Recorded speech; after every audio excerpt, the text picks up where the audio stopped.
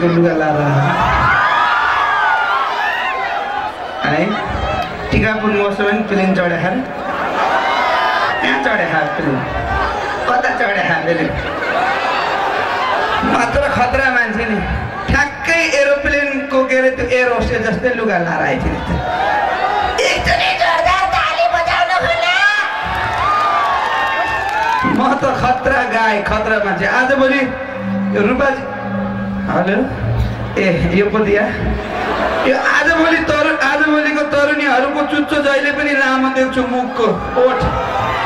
जहिले पनि यसो बाहिर निस्किया हुन्छ किन थाहा छ त्यो सेल्फीले बिगारेको सेल्फी खिच्ने बेला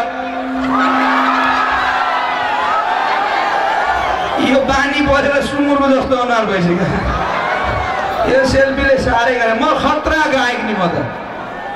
म त खतरा गीत गाउने मान्छे मेरो गीत सुने एउटा गीत सुने निर जहिले रिसाउने निर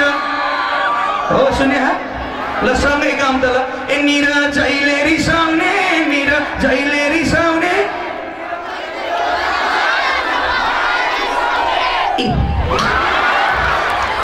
त्यस्ता पनि गीत हुन्छ त्यो गीत मैले बनाएको छु निर जहिले रिसाउने निर जहिले रिसाउने कहिले होला चामलको पिठो पिसाउने खतरा हे डाँडै फुर्के सल्लो मायाले गुड त सार्यो फुल पार्नै सकिन यत्रो डल्लो अनि क्याम्पस पढ्न आउने भन्ने गीत सुने ल सँगै गाम है हे क्याम्पस पढ्न आउने सरले उता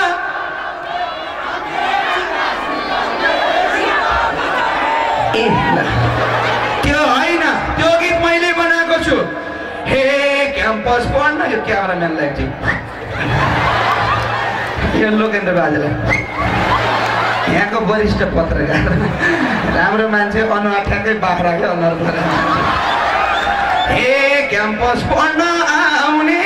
सरले उता पढाउने हामीले भुइँमा लडाउने खुट्टा चढाउने के यहाँ गरे नि किताब भुइँमा लडाउने बेन्चमा खुट्टा चढाउने पो भने अनि मैले यो गीत गाउन छोडिसकेँ गीत गाउन छोडेँ अब हुँदैन गीत गाउन भनेर हिमाल चढ्छु भनेर हिमाल चढ्न गएँ कहाँ गएँ हिमाल चढ्न गएँ सर म पनि टिकापुरको मान्छे तराईमा गर्मीमा बसेको मान्छे हिमालको फेदैमा पुगे रात पर्यो यताउता हेर्छु जङ्गल मात्रै छ घर कतै छैन यसो हेरेको एउटा घर देखेँ मैले पर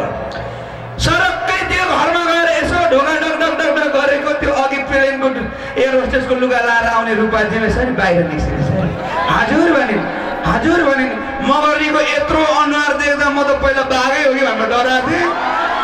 तर मान्छे नै रहेछ त्यही भएर हजुर भनिन् मैले भने लौ न म त अलपत्र परेँ मलाई त बास दिनु पर्यो हजुर भनेको उनको घरमा एउटा समस्या रहेछ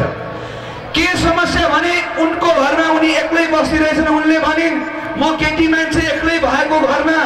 केटा मान्छेलाई बास दिन्न अरूलाई त दिन्दिन होला अनुहारै बोका जस्तो भएको मान्छेलाई कसले बास दिन्छ त्यो पनि केटी मान्छेले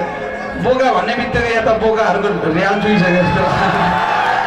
बासै दिनन् होइन हजुर म केटी मान्छे एक्लै छु बास दिनन् भने मैले भने मलाई खाना दिए पुग्छ हजुर म आँगनमै भए नि सुत्छु भने खाना खाएँ आँगनमा सुतेको तराईमा जन्मेको केटो हिमालको फेदा जाँदा कति जाडो भयो जाडो साह्रै जाडो भयो मैले भने फेरि ढोका ढोकाएँ के हो भने मैले भने हजुर केही ओढ्ने ओछ्याउने सिराते सिनाते केही छ भने ल्याए भन भने उनको घरमा फेरि अर्को समस्या एउटै ओढ्ने रहेछ एउटै खाट रहेछ एउटै सिरानी रहेछ एउटै बिस्तारा रहेछ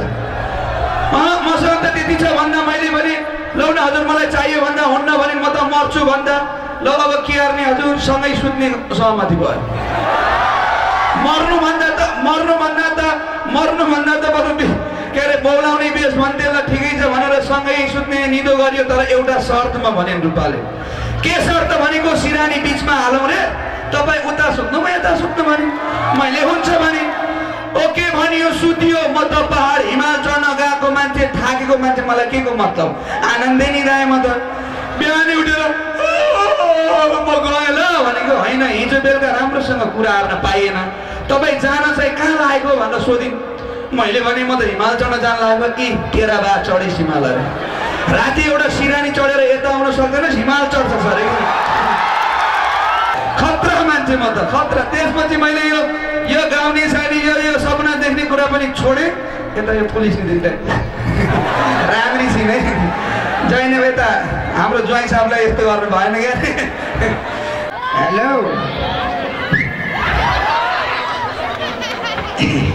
यो हे गरेर बसेर हेलो दोकाने बुकिनहरू हेलो हेलो हेलो आजभोलिको मान्छेहरूको पनि अचम्मको कुरो छ भाइ पहिला रावणको एउटा टाउको हुन्थ्यो 10वटा टाउको हुन्थ्यो 20वटा आँखा हुन्थ्यो हो कि होइन पहिला रावणको 10वटा टाउको हुन्थ्यो 20वटा आँखा हुन्थ्यो तर नजर भने सिर्फ सीतामाथि मात्रै हुन्थ्यो तर आजकलका बोकाहरूको एउटै टाउको 2टा आँखा हुन्छ नजर भने सीता गीता रमिता अनिता सीता सबै छन् यो के खाले नजर त्यसै माथि फेरि 1-2 आँखा अरू थप्नेले माथिबाट चस्मा लाउँछ हे यो टङ्गल टिमेसनाको घरमा दोहोरी चल्यो अरे खतरा दोहोरी चल्यो टङ्गल टिमेसना पनि खतरा गाउने मान्छे मेरी छोरी खतरै गीत हानेर गयो होइन उहाँको घरमा दोहोरी चल्यो उहाँको छोरीको र उहाँको बुढीको दोहोरी चलेछ छोरीले भनिदिरहेछन् हे रुन्छु आमा धरधरी जहिले नि ए बजाउनु पर्दैन तेरो घाँडो नबजान बजा भने अब नबजाउने अहिले नबजा भने नि बजाउने ट्याङ ट्याङ हे यिनी मैयालाई नि अहिले थुक्कै बसी लाजले भइदिन अनि दोहोरी चलेछ दोहोरी यतापट्टिका लागि बिर्सेछु दोहोरी चलेछ उनको टङ्ग टिमिलसनाको छोरीले गाइछिन् हे रुन्छु आमा धरधरी जहिले नि साँचो कुरा भन्दिनौ कहिले नि भन्नु नभएको आमा हाम्रो बाले सुत्ने बेला कट्टु नलागो नानी तिमी सानै छौ अहिले ठुलो भाषी थाहा पाउँछौ आफैले भनौ कसरी छोरी लिखा जुम्रा परेर होला जाङ्गे नलागो अरे बोकाहरू धेरै नगराउनुहोस् है हाउ लागि बस्नु होइन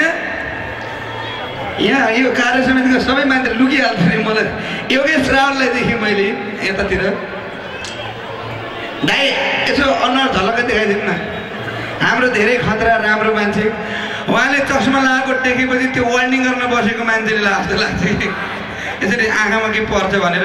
तर चस्मा किन लाउनुहुन्छ उहाँले थाहा छ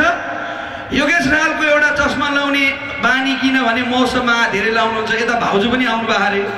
चस्मा लगाएपछि योगेश रावलले कुन केटीलाई हेरिरहेछ भन्ने भाउजूले थाहा हुन्न नि त्यही भएर चस्मा लाउनुहुन्छ धेरै धेरै धन्यवाद हामी हास्य कलाकार हौँ हास्य कलाकारले अलिकति तलमाथि बोल्छौँ त्यसमा 2 अर्थ नलिनु होला मेरो एउटा धारणा के हुन्छ भने एनी हाउ मान्छे हँसाउ टाइपको धेरै धेरै धन्यवाद दिन चाहन्छु हाम्रो रूपाजीमा आइसक्नु भएको गाई खाने मरिजा म टिका पनि बिहा गरेर राख्छु म घर कि छोडिदिन्छु बरु के हुन्छ म गर्नेको अनुहारै देखेँ मलाई कस्तो कस्तो लाग्छ भात हाल्दा थाल चाहिँदैन हजुर अनुहारमा हालेर खाए पुग्छ यत्रो अनुहार छ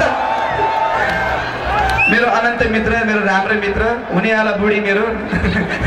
भनेर म कहिले भनौला सोच्नु भएको भन्दिनँ थ्याङ्क यू अहिलेको बसाइबाट बिदा हुन चाहन्छु एकचोटि मन पऱ्यो ताली बजाउनु होला नत्र के हो माया त लाउँदिन भन्थे माया त धोका जस्तो माया त लाउँदिन भन्थे माया त धोका जस्तो तर टिकापुरमा आउँदा एउटा ह्यान्डसम केटा रोज्नु पर्ला भनेको सबै ह्यान्डसम केटा जति सबै बोका जस्तो यसो हेरी नजर लाए देखे मैले ठाकरी जस्तो